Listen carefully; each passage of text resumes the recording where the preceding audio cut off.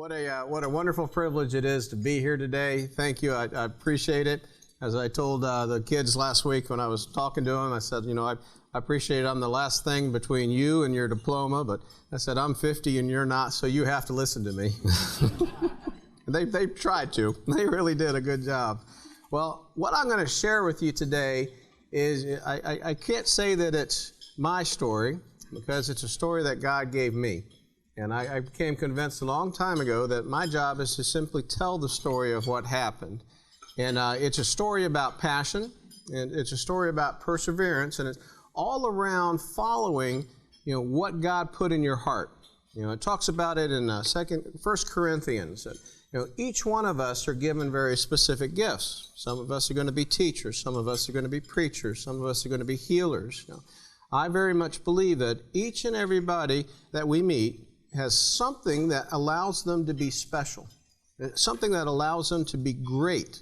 Now, that gift is from God, and I always say that discovering God is finding out what that gift is.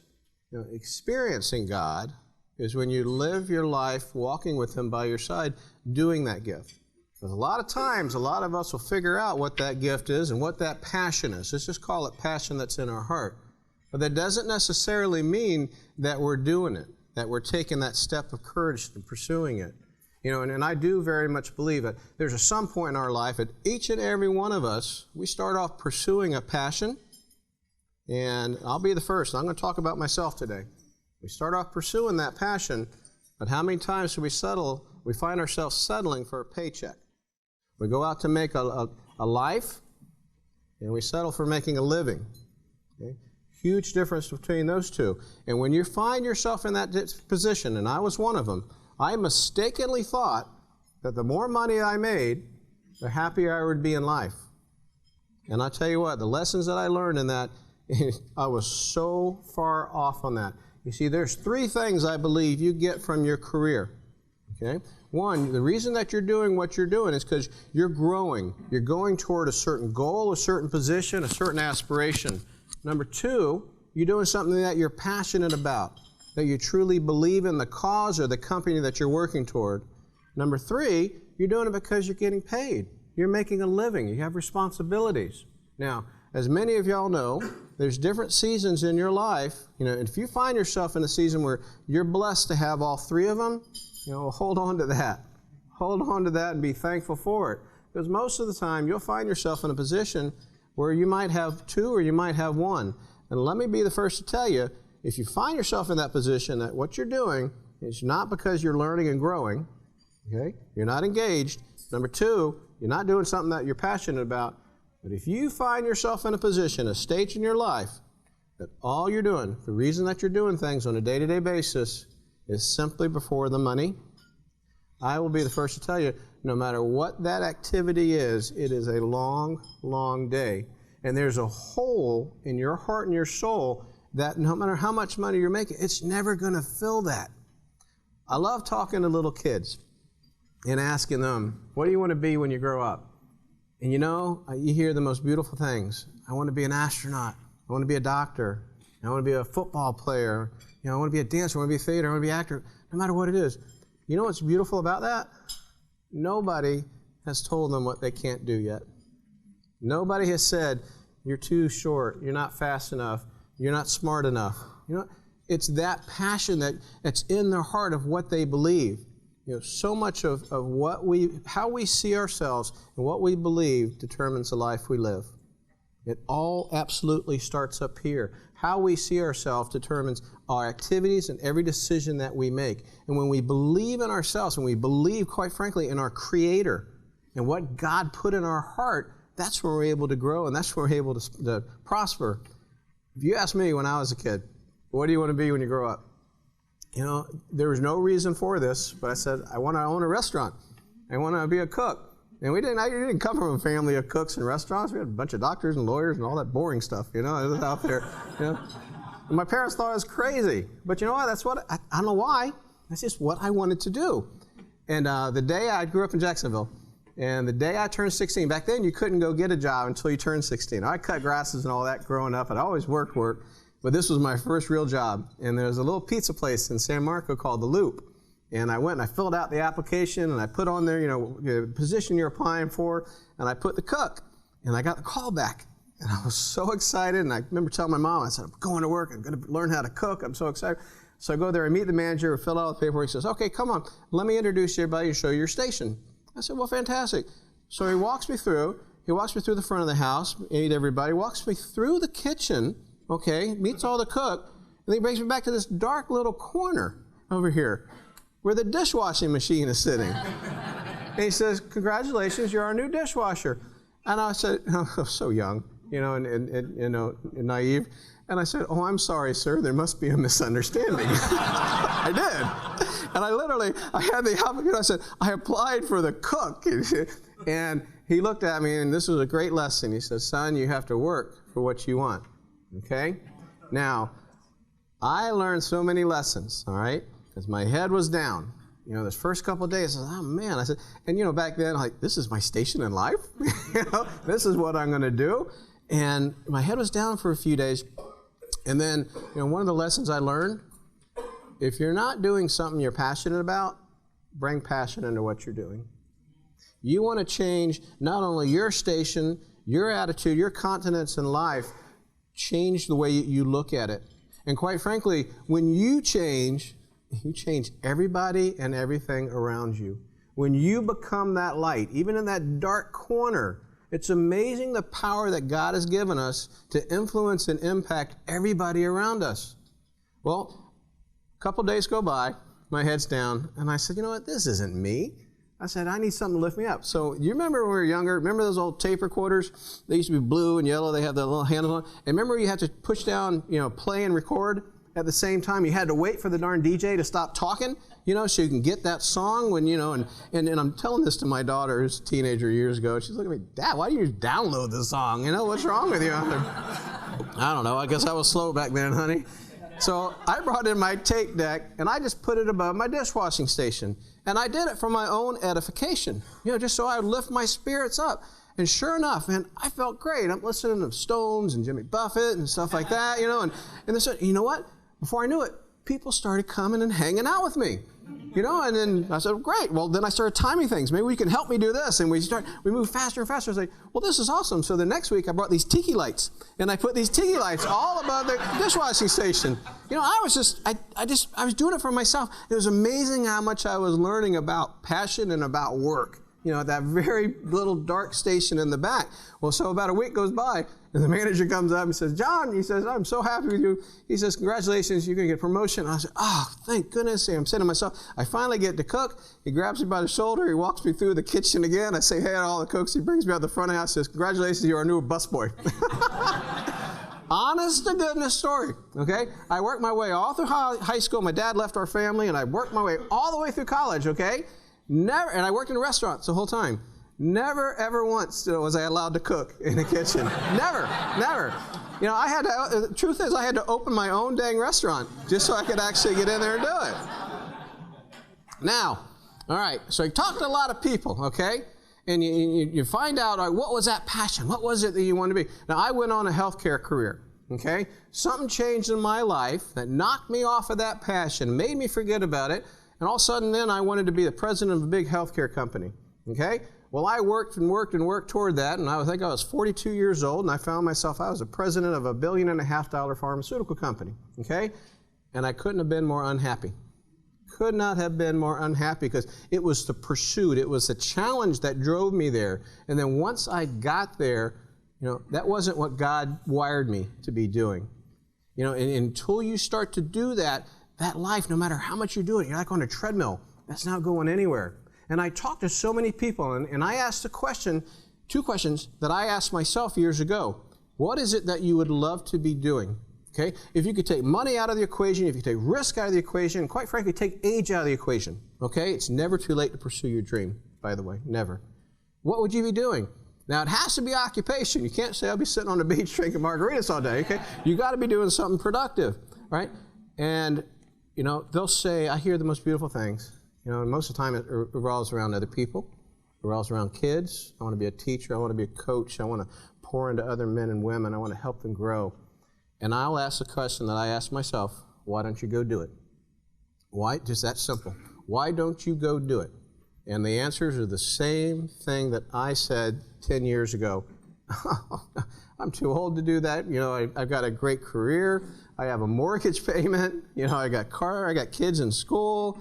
I said, you know, 9 out of 10 restaurants fail. It's too risky. What if I'm not good enough at it? I've never done that before. You know what the common thread to all that is? Fear.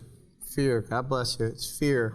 Fear, I believe, is the tangible weapon the enemy uses to keep us away from what God intended us to be.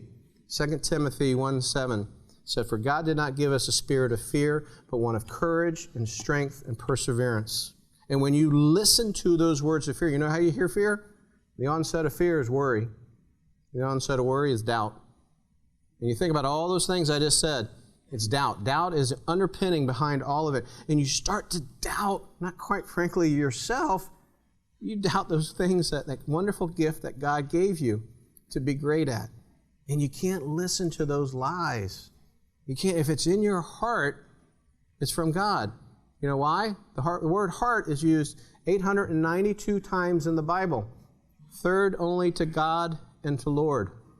And there's a reason for that. That's where God stirs us. That's where He talks to us. I wish He'd give us a clear message or thunder or text, but it's not.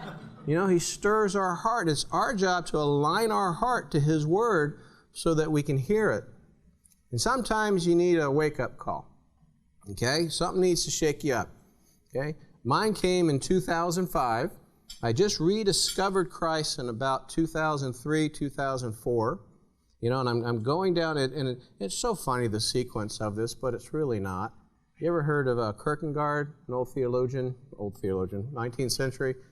He said, we live our lives moving forward, but we tend to understand our lives looking back. Everything happens for a reason. And even when we're in the thick of those problems and those thicks of times and challenges that we face, you know what? They're a blessing. If you didn't endure the challenges that you did in your life, you wouldn't be the person you are sitting here today. And look around. You know what? We don't have it so bad off. We made it through. And quite frankly, next time you go through something like that, do yourself a favor, write it on a note and keep it in your wallet. And remind yourself how God got you out of it. So the next time you're in the middle of it and you forget and you think you're all alone and you think you can't do it, pull that note out. And just remember how bad it was. You know, it's the things that we complain about become the chains that bind us. And you choose whether to keep that down or not. I learned a lesson a long time ago. When you're facing one of those challenges and you're in the midst of it, you know, a long time ago, you used to ask God why He was doing this to me. I learned a lesson. So why don't you ask God what He's trying to show you in this situation? There's always a lesson, and that lesson is not to hurt you. Quite frankly, it's there to draw you closer to Him. Well, my wake-up call came in 2005, and I'll never forget this day. It was a Friday afternoon, and on my desk I have a phone, and on that phone there's two lines. There's a direct line that only 4 or 5 people know, and there's a line that goes through my assistant. And all the other calls came through that line. One day, my direct line rang, and I'll never forget, I picked it up, and it was this lady on the other end, and she was crying.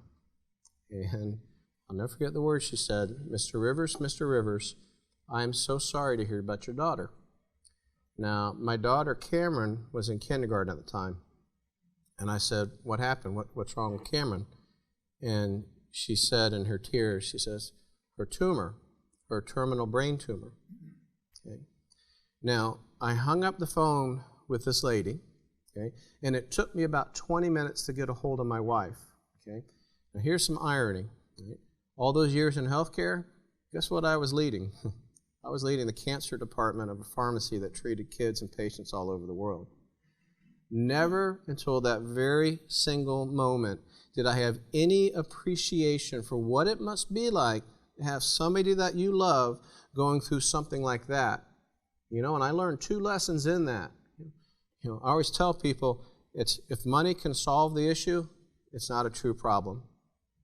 You think about it. When you're in a position, no matter what your title is, no matter how much money you have, no matter how many people you work, it's not going to change it. That's a true problem. And you know the other lesson I learned in that? Sometimes you have to get to a point where all you have left is Jesus to realize that all you need is Jesus. And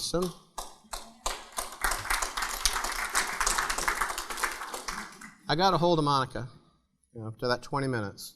Okay? And thank God it wasn't Cameron. Okay? It was a mistaken call. Okay? That 20 minutes shook me up, woke me up so much. I remember telling Monica, we're going to find this family. And we found her. It took us about a week. Now get this. Her name was Megan. Beautiful little girl. Okay? Megan wasn't in Cameron's class. Megan didn't go to the same church, didn't go to the same school. We didn't live in the same neighborhood. There was no reason that phone call came on my direct line that day. Okay, and I know it wasn't a mistake because the words I remember most were, Mr. Rivers, I'm so sorry to hear about your daughter. Okay? I'll tell you the rest of the story, but I'll tell you this. What's it been, like 13 years now? To this day, we don't know who the phone call came from. Okay? No one has ever said, oh, that was me, or many times as we shared this story. Had that phone call, had that mistaken phone call not come to my desk, I would not be standing up here talking to you about what God's done in my life today. I am absolutely convinced it was by design, and it happened that way. Now, we still had some lessons to learn. All right, so we found this whole family. At first, I'm lining them up with indigent care and giving them free drugs and doing all this thing. And about a week or so later, I realized they don't need more drugs. They don't need more nurses. They need money. So I call up the husband, and I said, hey, John, I said, let me write you a check. I know what you're going through. He said, absolutely not. And we argued about it for about 10 minutes, hung up the phone. And that's when I felt the first tangible push ever I felt from God. And like I said, it wasn't a thunder. It wasn't anything like that. It was a stir in my heart, and it was simply, you pick up that phone. Don't you give up. You just trust me. So I said, all right. So I picked up the phone, and I called him back, and I said, hey, John, it's me again. He says, yeah, I know. I just told you no. And literally, I didn't know what I was going to say. I'm making it up on the spot. I said, hey, how about if we host a barbecue for you at your church, and whenever you want to, and all the money from it will go for little Megan. Okay? So he calls his wife back and calls me back and says, okay, we're game. We'll let you do that, but it needs to be 10 days from now because little Megan's going to go into her next round of chemo after that. I'm saying, hey, great, no problem. I got my little egg out back, I'll cook, we're no issue, 450 people RSVP'd for this.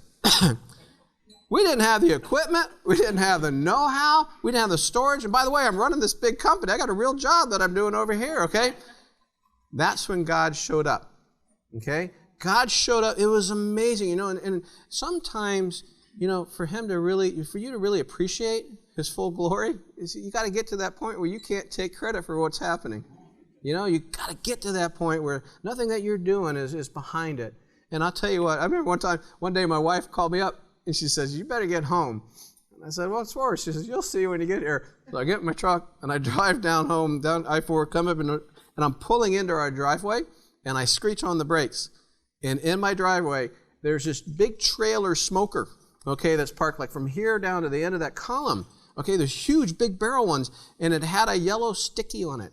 And it said, hey, John, I hear you might need this. And a phone number. That was it. That was it. Well, that event came 10 days later. We fed all those people. We raised a lot of money for this beautiful little girl, and nobody got sick. At night, I'll never forget, I was lying out flat on the ground at home, and Monica comes over and she's poking me. She says, you okay? I'm like, oh, I feel so alive. And she said, you don't look alive. I said, no. I said, I want to do this. And I couldn't articulate it at the time. But you know what it was? That old passion, that gift that God gave me, woke up. I used that passion. I aligned it with my actions. And I did it for the right purpose. Okay? You want to talk about happiness? You want to talk about success? When you take that passion, that thing that you were created to be doing, okay, and you do it as your action, okay, and you do it specifically for the right reason, for God's work and God's kingdom, that's when mountains move. That's when happiness comes, because it has nothing to do with money. You're going to find that happiness in it. And I couldn't define it at the time. At that moment, we started what we called our barbecue ministry. Okay, and for the next 4 years, out of the garage anytime kids or schools or churches would call and they need money. I said, okay, I'll write you a check, but hey, I got a smoker. How about if I bring a smoker out and we'll cook for you for an event, and we won't charge you anything, and all the money you can sell whatever you want to, and you keep it all. So we did it year after year after year, and it kept getting bigger and bigger and bigger. And like I said, you're just doing this so you get bigger smokers year after year after year. She was right. That last year in the garage, we served over 40,000 people in the ministry. Okay? Now, I had retired in, 2007. Okay? When they asked me, what are you going to do when you're retired? They think, well, my thanks, I just retired and automatically opened a store. It was 2 years later I opened the store. You know why I retired? Because I realized I wasn't doing it with my heart. I wasn't learning anything. I was just there for the money. And the more weekend ministry work I was doing, that disparity in my heart became clearer and clearer and wider and wider. And I got to the point, I always tell people, if you bring passion into what you're doing, and if you can't do that and you can't get passionate about what you're doing, go find something different to do. Sometimes, and we wait. It is human nature. We will wait and wait and wait for that perfect situation before we make that jump. And I'll tell you, that's usually when you miss that opportunity. Sometimes you have to take ourselves out of the wrong position to allow ourselves to get into the right position. And had I not left that situation or left that relationship or left whatever it is that's holding you back that you're unhappy in, you don't allow God to open up those doors and show you what He has intended for you. So I just retired. I resigned. After 10 years of building this company up, and I didn't know what I was going to do, but I knew I was not happy. And quite frankly, I felt like I was stealing from the company because my heart wasn't there. And so we did the ministry, and I did strategic healthcare consulting on the side. And the ministry grew and grew. And because of that last year, we did so many people, I always say we had to get into a licensed facility. Monica will tell you, so get out of the house. You're tearing up my garage. We opened up a little teeny place. Said, anybody here ever go to our first little store on Fairbanks in Winter Park? Oh, thank y'all. It means you parked in one of 11 parking spots. That little place wasn't supposed to be, I thought I was an idiot. That little place wasn't supposed to be a restaurant. It was supposed to be a commissary that I could use to do my barbecue ministry out of. Matter of fact, we didn't even think anybody was going to come into it. You know, we actually, when we opened, we had, the little line, all the glass and everything on it. We had a bell, like a little hotel bell on it, because I figured we'd be in the back cooking for the ministry, and gosh, if somebody actually walked in, how would we know? Had to get our attention to it. So I go into building this thing, and I chose that place because if I was going to build and invest, I wanted to do it back in my community in a way to help. And that was an entry point into the. I live in Winter Park, and it was bad. It was dilapidated. It was an old building. I said, how hard can it be? I've launched drugs all over the world. I've built pharmacies in almost every state. A little 1,100 square foot place, it's going to take nothing. Boy, was I in for it. You know why I was in for it? I'm convinced to this day, when you start stepping into your purpose, you will get the attention of the enemy. He does not want you to be successful at that. And I'll tell you what, it came. It came, and, passion is the first thing, perseverance is the second thing. You better be willing to fight for it. And this job was supposed to take, I think, 3.5 months.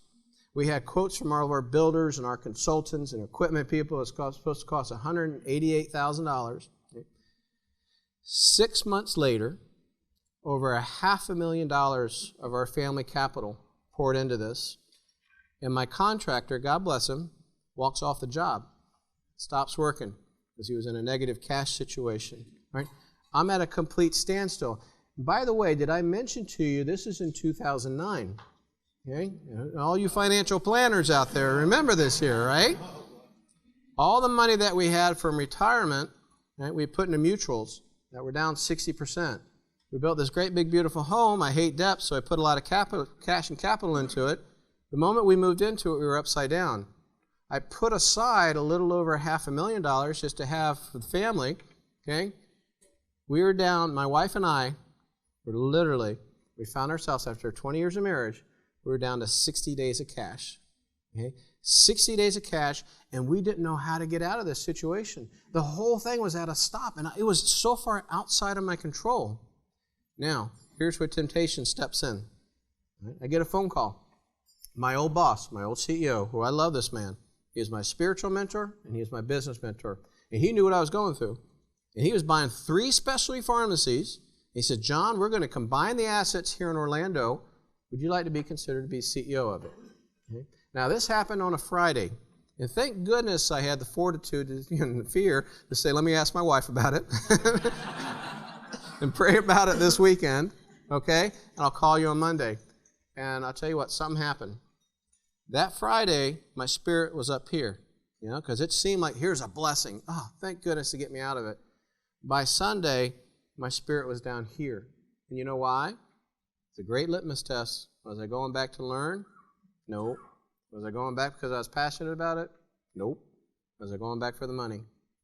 And you know what? 6 months, a year later, I bet you I would have been so unhappy, but I would have been stuck, quite frankly, at that point. Okay? I called him out, and thank goodness, this is key, thank goodness for the strength of faith of my wife, Monica. Because we prayed about it, and this is so important to have that right partner by your side. She prayed, and she said, John, she said, if you really believe this is what God wants you to be doing, I will stand by your side, support you doing, even if we lose everything. And what a weight that took off of my shoulder, and how easy and clear all of a sudden all the decisions were. Amazing, and I'm so thankful for her for that. I called Steve up and I told him no, and he asked me why. And I said, well, I believe this is what God wants me to be doing. I don't know how I'm getting out of this mess, but I believe this is what God wants me doing. And I said the second thing, I had 2 teenage children at the time, and I said, I would rather that they see that their father has the courage to pursue his dream and fail at it versus not even having the faith to take that step. It was Mark Twain that said, 20 years from now, you will regret more the things that you did not do versus those that you tried and failed at. Regret is a terrible, terrible thing. Fail. Try it. We bounce. We bounce. I promise you, I bounce a lot. We bounce. We come back. I hung up the phone. Everything changed at that single moment. Okay? Why? I look back on it. Now I think I understand it. Obedience and blessings, they go together. Talks about it in Isaiah, talks about it in Genesis. When God told Abraham to go out into the desert and go out and leave his family and go to a place that I will tell you. Okay? What people, they don't look at that verse, they look at the next verse. When you do that, you will be blessed and your descendants will be blessed, and your descendants will be like sand on the beach. Okay? Go back up a verse and listen to that. Abram, he's called Abram at the time. I want you to leave your family, leave your father's household, gather your things. You ready for this? Go to a place I will tell you. He didn't tell him the details. He didn't tell him where he's going. He just simply said, trust me. When you obey, you will have these blessings, and how they absolutely correlate with each other. Everything changed with 2 phone calls. First phone call came from a buddy of mine on that Tuesday.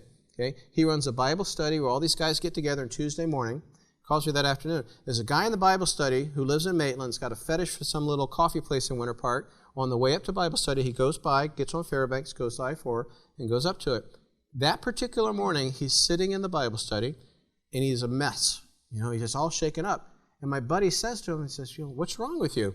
He says, something happened this morning. I drove by this construction site on Fairbanks, and I felt like God talked to me.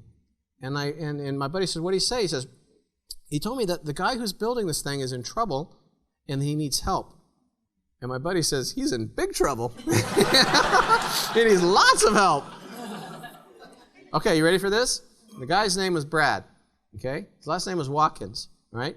Brad Watkins was a partner in a construction company called Friedrich Watkins. Friedrich Watkins had 2 clients in Orlando, Disney and SeaWorld. Okay?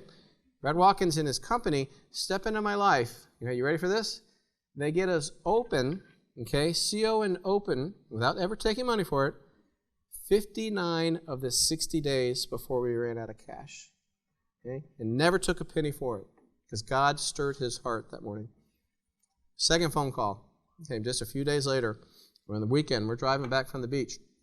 We're in the truck, and I got Bluetooth, and the kids are in the back seat.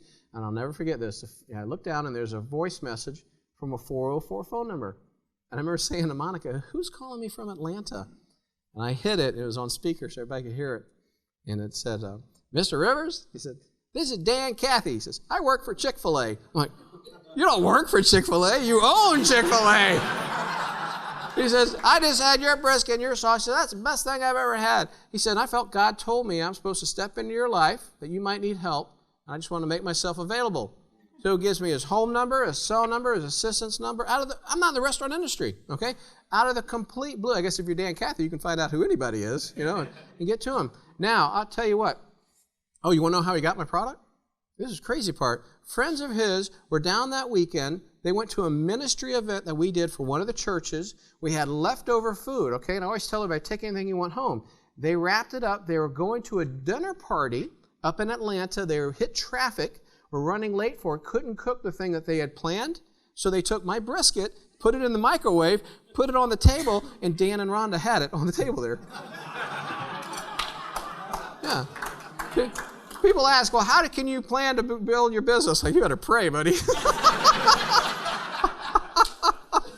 Dan stepped into my life. Now, guess what he gave me? People say, oh, he gave you money. What did I need the most? I needed money, but no. He gave me advice. He gave me confidence. He stood by my side.